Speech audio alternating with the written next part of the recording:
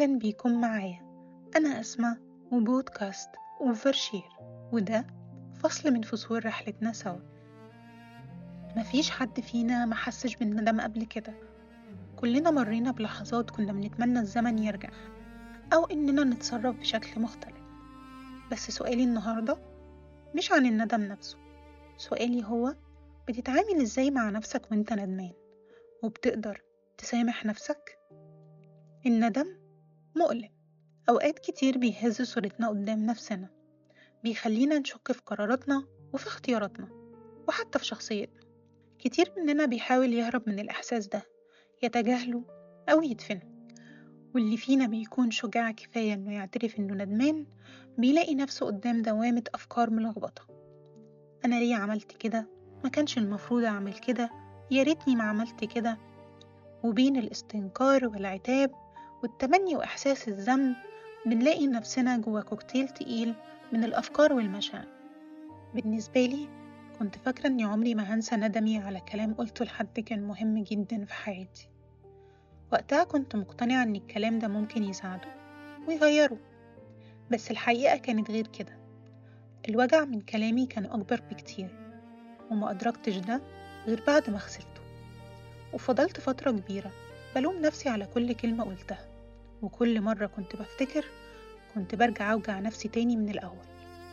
بس فجأة وقفت وقررت أهدى شوية وأحاول أسمع نفسي وأكلمها بهدوء. وواحدة واحدة بدأت أقتنع إن الغلط عادي بيحصل، وإن الندم مش وحش، يمكن هو دليل إن قلبي لسه صاحي، وإن كل تجربة حتى لو كانت تقيلة بتسيب وراها درس.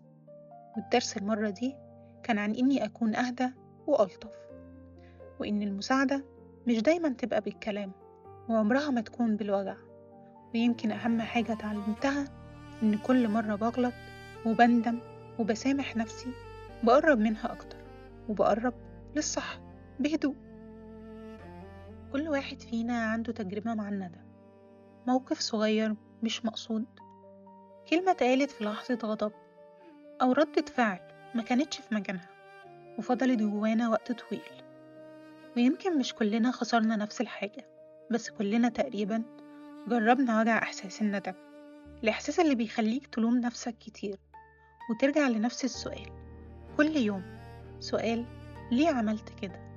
بس يمكن وقتها كل اللي محتاجه بجد إنك تغير السؤال من ليه غلطت لإزاي أتعلم وأسامح نفسي، لأن الفرق بينهم هو اللي بيحدد هتفضل واقف مكانك ولا هتتحرك لقدام بهدوء.